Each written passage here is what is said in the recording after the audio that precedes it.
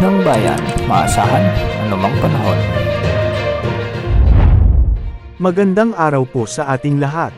Narito ang update sa lagay ng panahon ngayong linggo, April 21, 2024. Sa araw na ito ay makakaapekto pa rin ang ridge ng high pressure area sa eastern sections ng northern at central Luzon. Ito ang magdadala ng mas maaraw na panahon sa Luzon. Samantala patuloy namang umiiral ang easterlies sa Visayas at Mindanao na siyang magdadala ng maalinsangang panahon sa maraming lugar. Isang bagong low pressure area naman ang nabuo mahigit kumulang 500 kilometers timog silangan ng General Santos City sa Mindanao. Nakakaapekto ang trough nito sa ilang bahagi ng silangang Mindanao at inaasahang magpapaulan ito doon sa nasabing mga lugar. Hindi naman inaasahang magiging bagyo ang nasabing LPA o sama ng panahon. Para sa heat index forecast ngayong araw, posibleng pumalo sa 44 degrees Celsius ang pinakamataas na heat index sa May Dagupan City, Pangasinan at Aborlan, Palawan.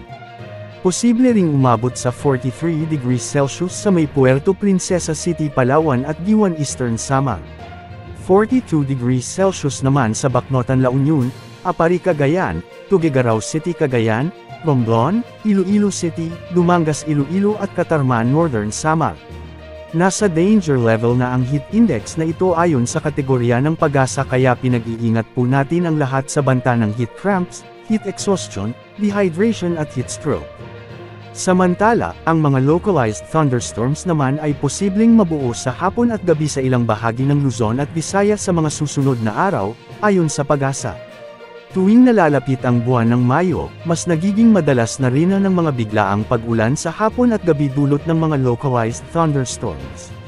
Ngunit sa kabila ng mga pag-ulan na ito rin ang magdadala ng mas maalinsangang panahon dahil sa dala nitong humidity o ang init mula sa hangin. Patuloy na mag-monitor sa lagay ng panahon. Ito po ang weather update ng bayan, maaasahan anumang panahon.